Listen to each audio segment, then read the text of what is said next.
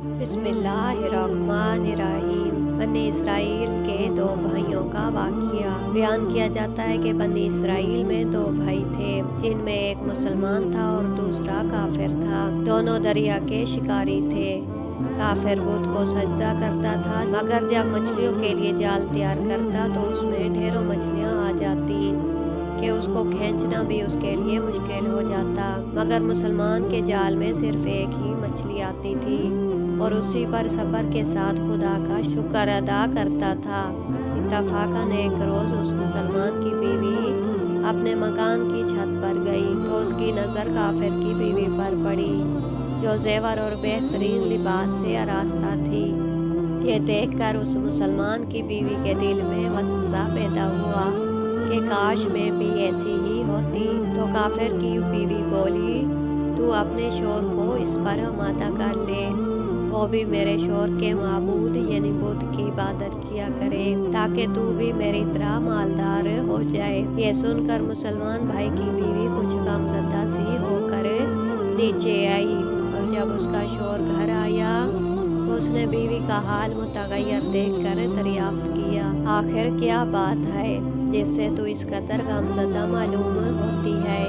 تو وہ کہنے لگی، بس میاں، یا تو تم مجھے طلاق دے دو یا اپنے بھائی کے معبود کی عبادت شروع کر دو۔ یہ سن کر اس کے شوہر نے کہا، خدا کی بندی تو خدا سے نہیں ڈرتی، ایمان کی دولت ملنے کے بعد یہ کفر کی باتیں کرتی ہے۔ تو عورت بولی، بس مجھ سے اب زیادہ باتیں نہ بناؤ، میں بھی دوسری عورتوں کی طرح اچھا لباس اور اچھے زیورات پہننا چاہتی ہوں۔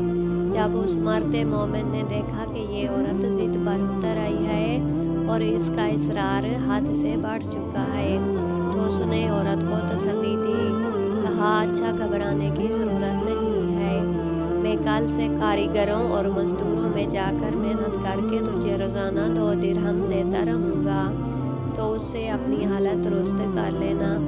یہ سن کر عورت کو کچھ تسکین حاصل ہوئی اور سویرے ہی وہ مومن مرد مزدوری کی تلاش میں نکلا، لیکن کسی نے اس سے حال تک نہ پوچھا۔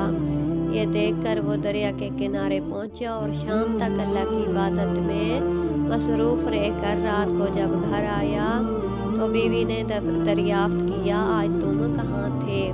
وہ کہنے لگا، میں بادشاہ کی خدمت میں مصروف تھا، اس نے مجھ سے 30 دن کام کرنے کی شرط کی ہے۔ عورت نے کہا کہ آخر وہ بادشاہ تم کو کیا دے گا؟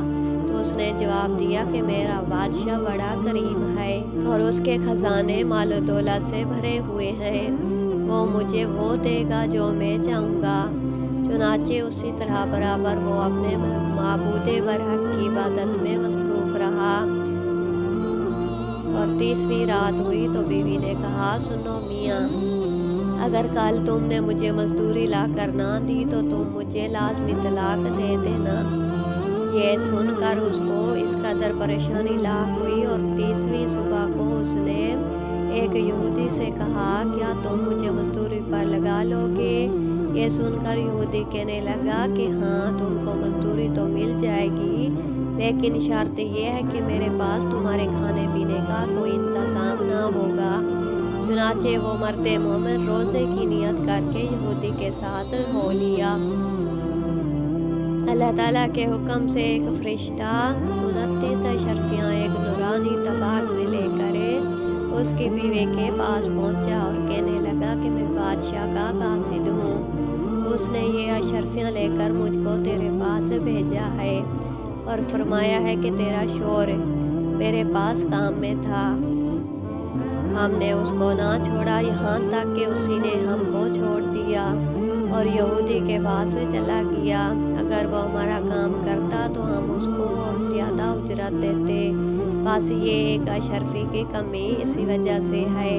چنانچہ وہ عورت ان اشرفیوں میں سے ایک اشرفی لے کر بازار گئی، سنار نے اس کی 1000 قیمت عورت کے ہاتھ میں رکھ دی، اور جب شام کو وہ مومن مرد گھر واپس لوٹا تو عورت نے اس سے دریافت کیا، آج تم کہاں تھے؟ اس نے جواب دیا کہ آج میں ایک یہودی کے کام پر گیا ہوا تھا۔ تو بیوی کہنے لگی کہ آخر بادشاہ کی خدمت ترک کر کہ تم دوسرے کی خدمت کیوں کرتے ہو؟